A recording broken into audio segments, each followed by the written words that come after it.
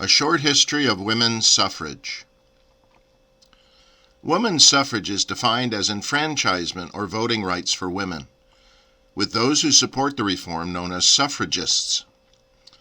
Following the American Revolution and in the first several decades of the early American Republic, calls for women to be enfranchised for their commitment and sacrifices during the war were not uncommon. Some states acted upon this suggestion. This is a depiction of New Jersey, which until 1807 allowed limited voting for women who were heads of households. New Jersey also allowed limited voting for African Americans as well. However, public opinion in the early 19th century turned against women and minority voting rights of any kind. Pamphlets such as this 1805 effort entitled "Keep Within the Compass" were widely disseminated, primarily to young women, and warned them to keep strictly to the domestic sphere despite the revolutionary spirit flowing throughout the new nation. It was unnatural, this pamphlet argued, for women to want equal rights with men. This idea soon came to have a name. It was called, quote, "the cult of noble womanhood," unquote. This viewpoint, coupled with long-standing traditions of denying women equal status in business and other legal settings, became dominant.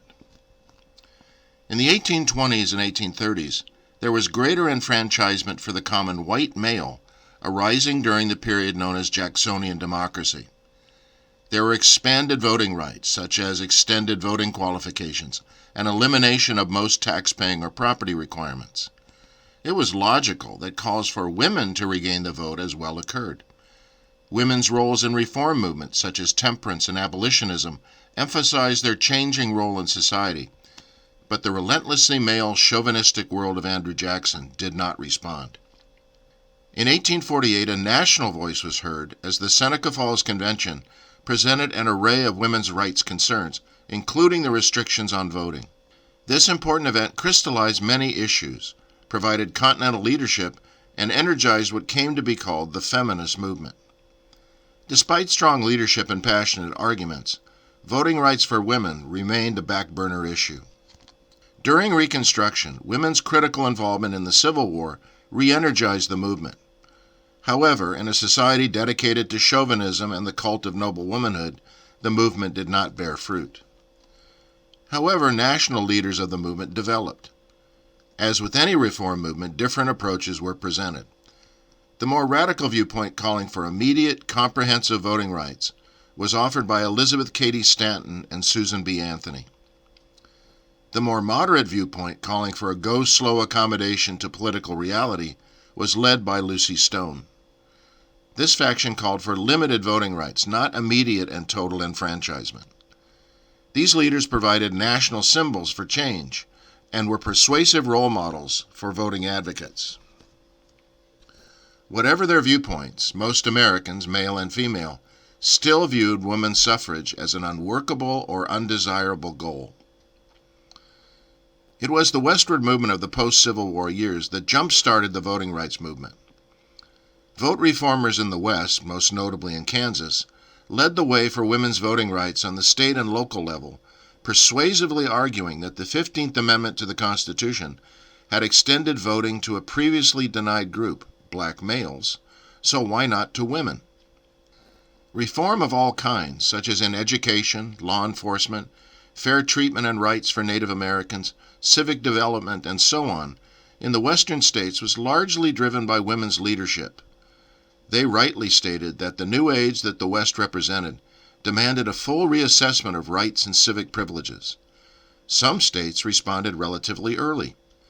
For instance, when the Utah Territory was established, the Mormon authorities who controlled the territorial government provided women with the right to vote. However, the federal government cracked down on the conjunction of civil and religious authority in Utah with a short but bloody war called the Mormon War from 1857 to 1858. This event ultimately led to the elimination of women's suffrage at its conclusion. As an example of successful lobbying for voting rights during this period, Colorado is an excellent choice. In Colorado, strong local leaders built upon the efforts of national leadership. Caroline Churchill published a widely read suffragist newspaper called the Queen Bee, which provided evidence for the cause. And Elizabeth Piper Ensley, an African-American woman, was the voice of conscience, calling for voting rights that were not restricted by gender or race. The result was, by 1893, after years of effort, women had been granted the right to vote in Colorado. Other western states followed suit. Some took a while, such as California, which did not grant women the right to vote until 1911. But as this map shows, all the states that provided women complete voting rights were in the West prior to the 20th century. Voting rights advocates hoped that the reform spirit of the West would flow to the East Coast, as represented by this poster. Voting by women was opposed by a number of groups. It was opposed by the liquor industry, who felt women would be more likely to support prohibition laws. Voting by women was opposed by the textile industry, who saw women as most likely to support laws prohibiting child labor. Voting by women was opposed by those who saw it undermining what they called the natural order. Voting by women was opposed by adherents to the cult of noble womanhood. Suffragists themselves were not without prejudice. Some suffragists saw voting restrictions on blacks and immigrant women as positive and desirable. But all suffragists saw women's voting rights as a mechanism to clean up the political process. In the early days of the 20th century, the progressive movement intensified the voting rights effort and would lead to the 19th Amendment in 1920. A constitutional amendment banning gender as a requirement for voting at all government levels in all elections. The 19th Amendment did not give women the right to vote. It guaranteed women the right to vote.